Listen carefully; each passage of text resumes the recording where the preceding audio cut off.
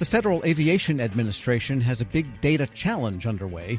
It's the latest federal opportunity for university students to take a shot at some real-world technology problem solving. The challenge this time, evolution of the National Airspace System into a more information-centric entity. For more, Federal News Network's Eric White spoke to the FAA's acting chief data officer, Marseta Dill. How did this challenge come together? Is this something you all have done before? What can you tell me about it?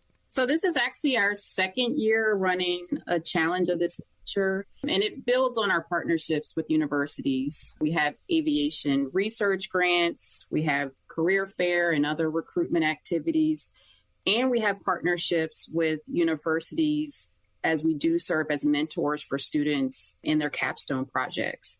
So, our goal is to recruit the next generation of computer scientists, data scientists, and engineers.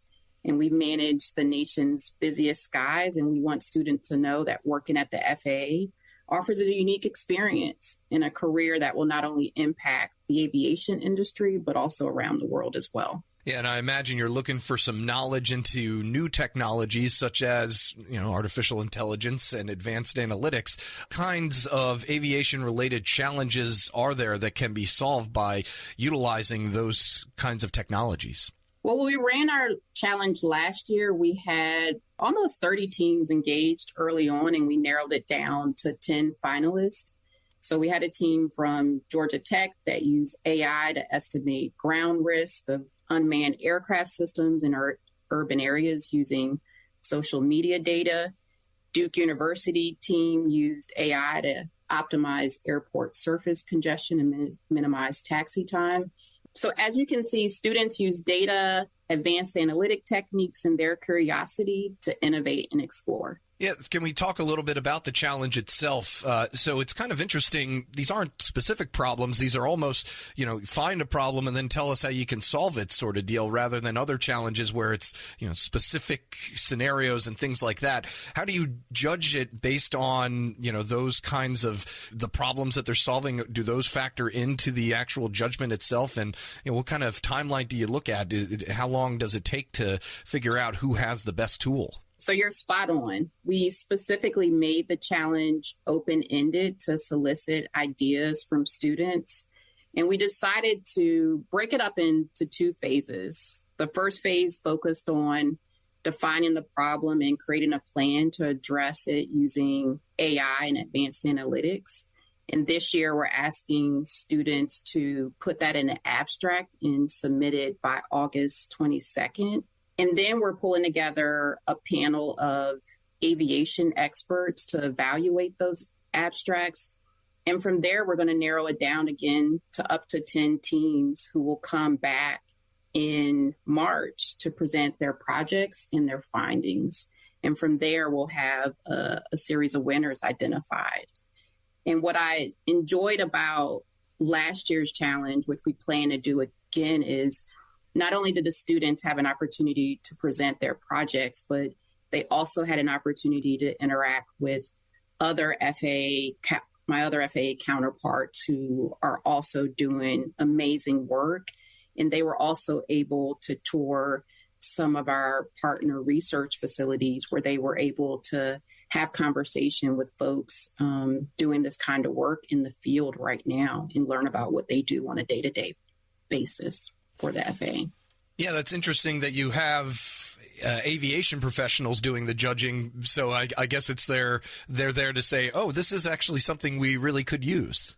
Yeah, absolutely.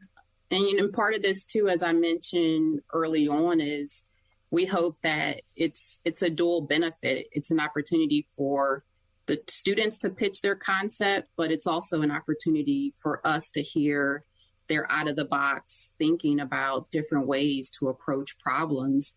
And my hope is that these interactions do turn into something more even beyond the challenge. We're speaking with Marseta Dill. She is the acting chief data officer for the Federal Aviation Administration. Pointing the microphone back to you for a second. I know you're just in the acting capacity right now as chief data officer, but if you can just kind of give us an overview of what it's like managing all of the FAA's data regarding the nation's airways and getting farther and farther up there, as well as FAA is delving into the space realm at this time. So in this role, the Chief Data Office is responsible for the FAA's data strategy. So we provide data management best practices. We also oversee our data and information management order. And we also support analytical teams across the FAA to ensure that they have the tools and technology to work with data on a day-to-day basis.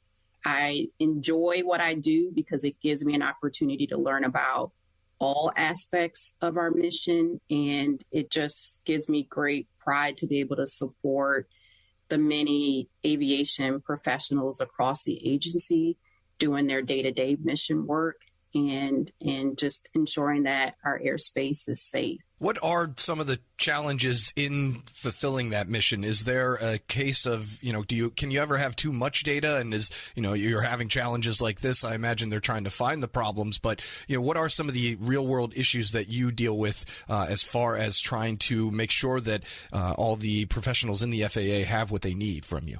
I think one of the challenges that we work through on a regular basis is improving access to data. We have different groups who are performing their work in specific areas, and one of our goals is to ensure that data created or used by one team can benefit other groups across the FAA.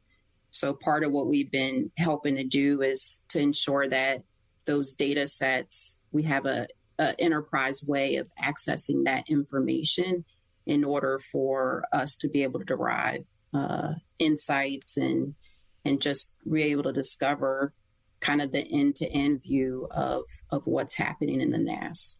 You've been with the agency for a good amount of time now, not in this role particularly, but can you just lay out of how the landscape has changed as far as aviation data goes, just over the past few years, just the new tech that you've seen and some of the problems that you've seen solved from challenges such as this one? So I came into this world within our IT organization after working in our next-gen organization, where we focused a lot on research, and also in our air traffic organization on the program management side. It's a lot easier to work with data than it was kind of years ago. So I talked about being able to access enterprise data just to do your day-to-day job. The Chief Data Office has definitely made that better. And I think just the general recognition that how important data is when it comes to decision making and even helping us to answer some of the questions that we deal with on a day-to-day basis. I feel like data is just a part of our vernacular, and I'm just proud to be able to kind of move us forward in this area. Marseta Dill is Acting Chief Data Officer at the Federal Aviation Administration, speaking with Federal News Network's Eric White. We'll post this interview along with a link to more information about the challenge at federalnewsnetwork.com/Federal Drive. Subscribe to the Federal Drive wherever you get your podcasts.